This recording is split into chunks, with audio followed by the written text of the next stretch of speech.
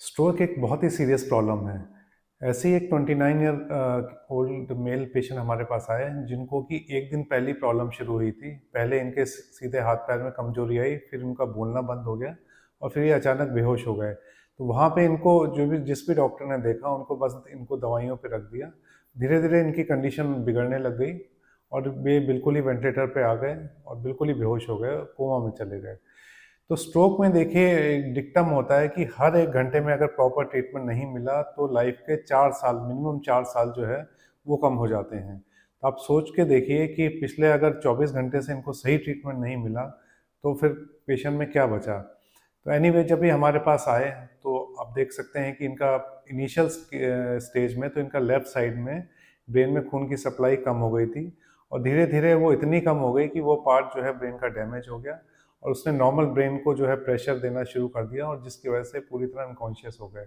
तो जब हमारे पास आए तो बहुत ही ख़राब कंडीशन में थे, आंखों की दोनों पुतलियां फैल चुकी थी, वेंटिलेटर पे थे, टैकीकार्डिया था, पल्स रेट बहुत ज़्यादा था। एनीवे हमने इनको ऑपरेशन के लिए लिया और ऑपरेशन में हमने इनकी लेफ़्ट साइड की बोन हटा दी, जिससे कि जो पार्ट डैमेज हुआ है वो पार्ट एटलीस्ट नॉर्मल जो ब्रेन जो बचा हुआ है उसको और ना डैमेज करे।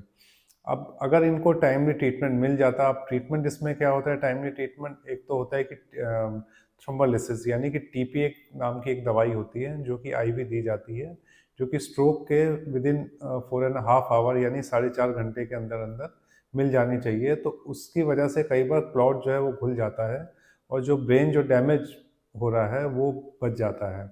नेक्स्ट स्टेप होता है कि अगर कोई लार्ज वेसल का कोई ऑक्लूजन है या ब्रेन की कोई मोटी नस अगर ब्लॉक हो रखी है तो हम मैकेनिकल थ्रोम्बेक्टोमी या एक टाइप से आप समझ सकते हैं कि जैसे हार्ट की एंजियोप्लास्टी करते हैं उसी तरीके से ब्रेन में वायर से और वो क्लॉट निकाल सकते हैं और ब्रेन में नॉर्मल जो ब्लड फ्लो वो मेंटेन कर सकते हैं।